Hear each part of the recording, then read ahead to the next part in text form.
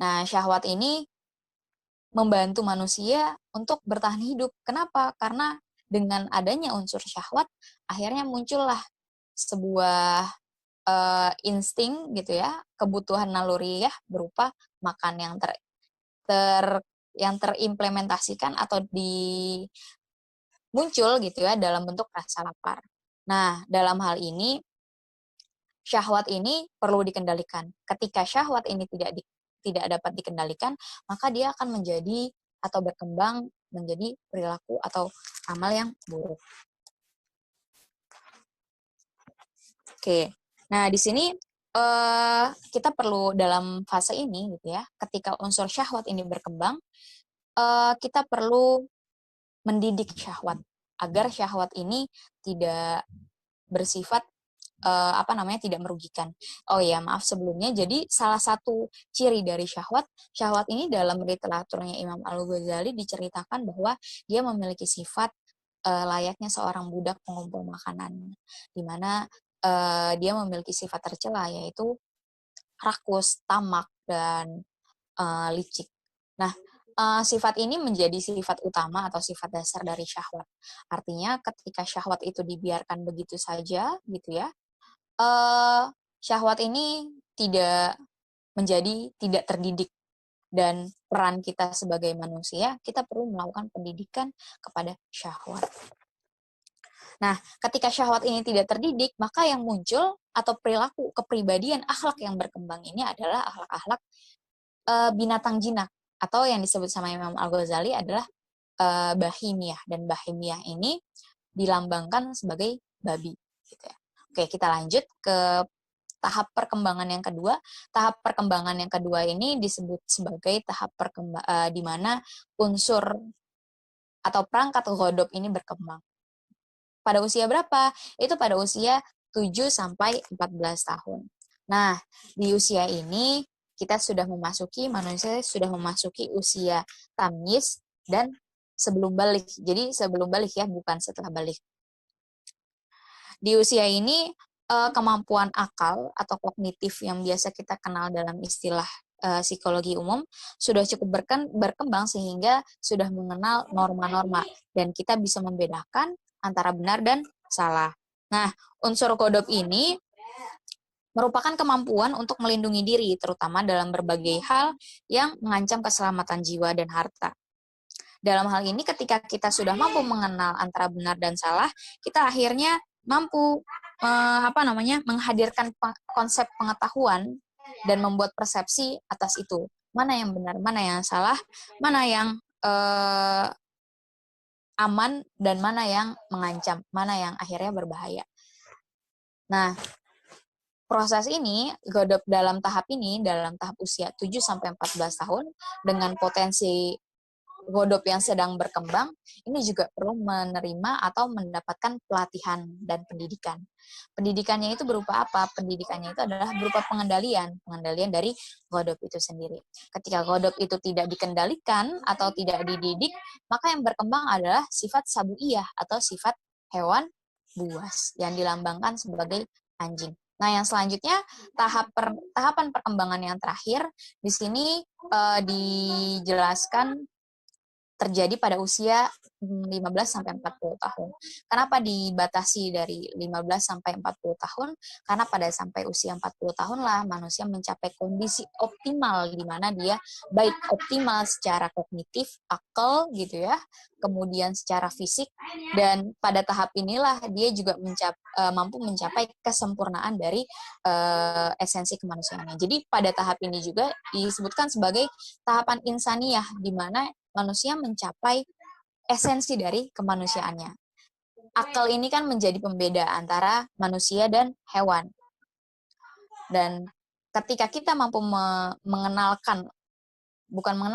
mengembangkan potensi akal ini, dan akal ini berkembang dan berfungsi sebagaimana mestinya, maka yang terjadi adalah kita akan menjadi atau mencapai hakikat kemanusiaan kita. Tapi ketika itu tidak berkembang atau tidak dikembangkan secara baik dan tidak dididik dengan baik, maka yang berkembang adalah sifat-sifat rububiyah atau sifat-sifat ketuanan gitu ya. ketuanan itu nanti coba kita bahas lebih lanjut berkaitan dengan sifat-sifat ini. Oke, nah selanjutnya kita akan bahas tentang nah di sini kita akan bahas tentang diri yang sehat, teman-teman.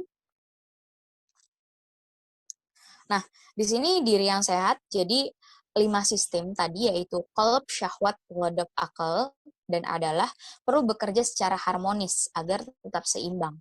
Tidak ada yang tinggi dan tidak ada yang terlalu rendah. Jika bergerak secara harmonis, maka manusia akan mencapai kebahagiaan, dan ketika tidak bergerak secara harmonis, maka dia akan mengalami penderitaan.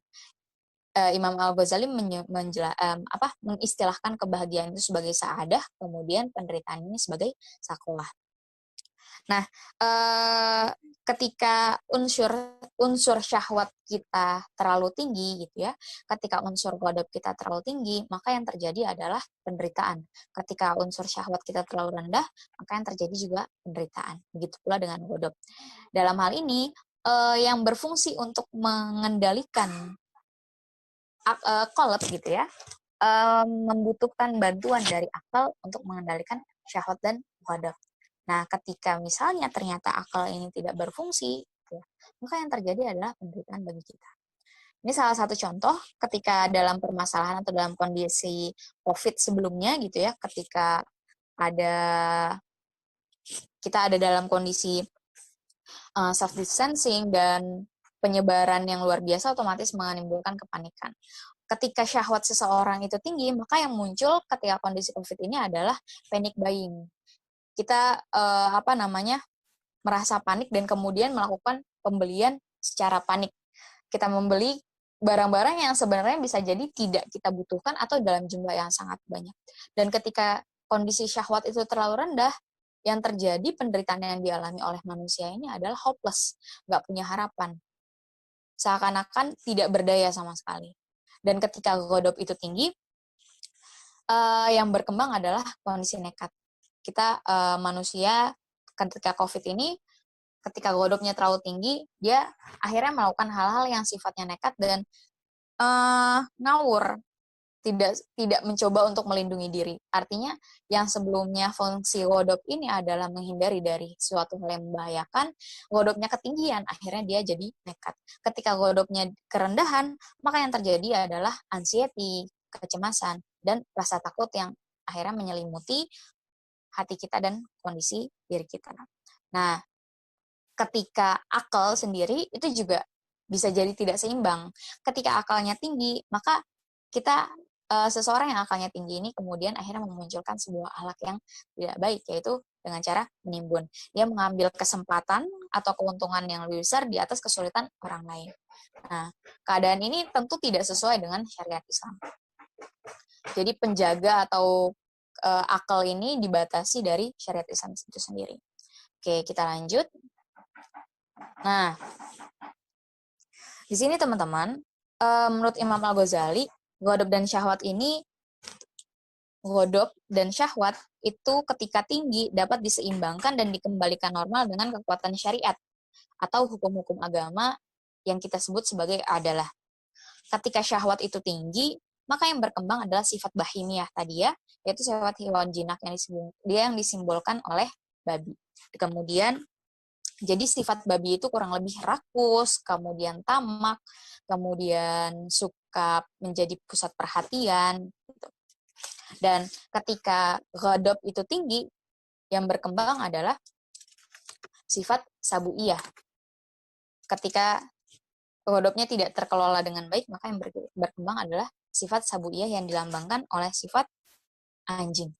Sebagaimana sifat anjing gitu ya, ketika sebagaimana hewan buas yang digambarkan sebagai anjing, dia gampang menerkam orang, gampang mencelakai orang, sehingga yang muncul adalah perilaku-perilaku yang rawan menyakiti orang lain. Seperti apa misalnya? Seperti dendam, kemudian kikir, kemudian hasad, dan lain sebagainya.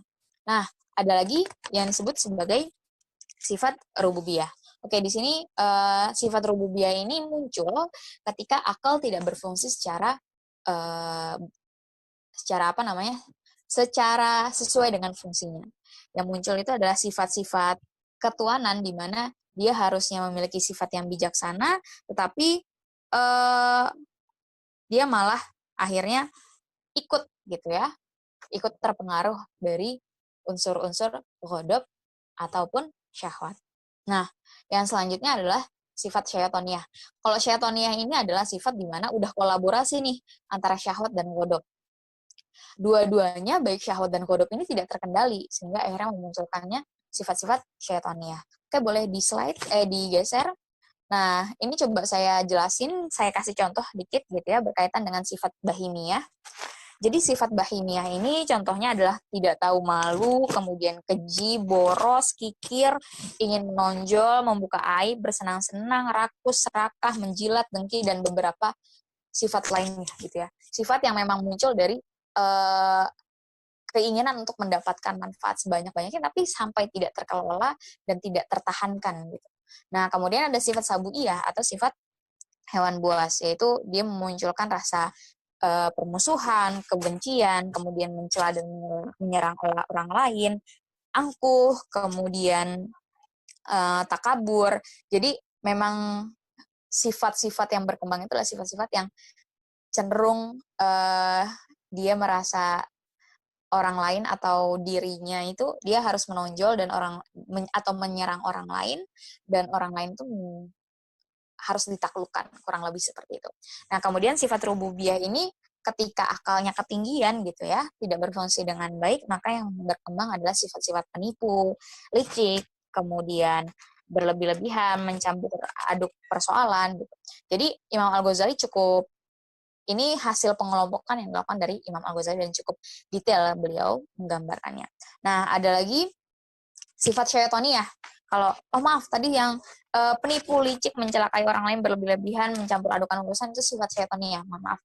Dan sedangkan sifat rububiyah ini adalah menginginkan kekuasaan yang tinggi, kedudukan yang tinggi, jadi orientasinya sangat ambisius gitu ya, memonopoli, otoriter, sangat suka dengan puji-pujian gitu.